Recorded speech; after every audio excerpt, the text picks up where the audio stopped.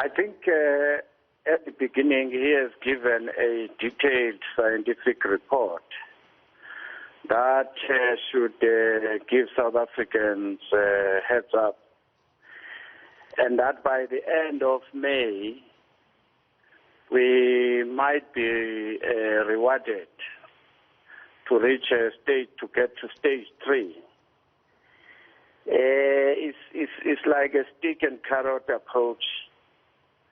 That means if we cooperate, there could be more rewards. So it's going to be a discipline would be the word. In a nutshell, we can say there's nothing new until end of May. So the message is clear. If you don't stick to government regulations, you won't be rewarded until end of May. Consultations, well, maybe we'll hear from the ministers or in a gazette as to what must we consult on. So let us thank him at least for telling us where we are and what are his government roadmap towards end of May. So the onus now is on the people of South Africa to propose regulations which must be amended, which would allow us to move towards stage 3. Now, there's been this back and forth around the data that has been made available by the National Command Council tonight. The President saying they have remodeled their projections, and in fact, if we did not go on lockdown, we would be talking about an 80,000 rate of infection, and in fact, those deaths that we are seeing, 219, would be 8 times that amount that is being reported. I mean, are you satisfied with the clarity provided on the numbers? The irony is that the countries which he was mentioning are still confronted with this coronavirus. The statistics are still rising high for people who are infected, and those who are dying. And already those countries are rewarding their people. So that's a contradiction. I don't agree with him. I don't know why did he make a reference to those.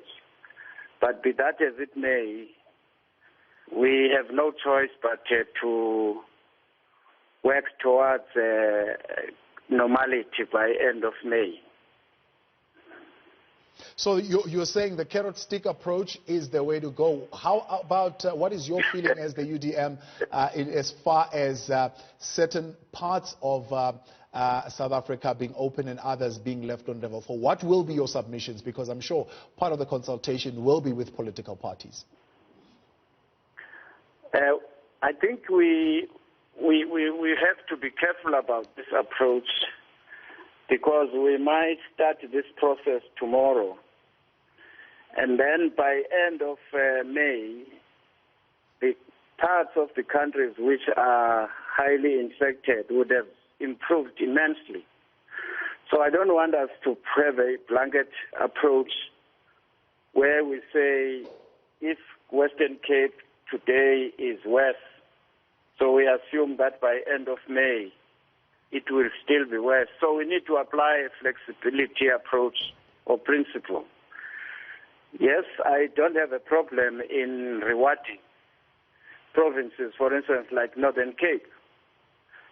Those provinces, the rate of infection has been low.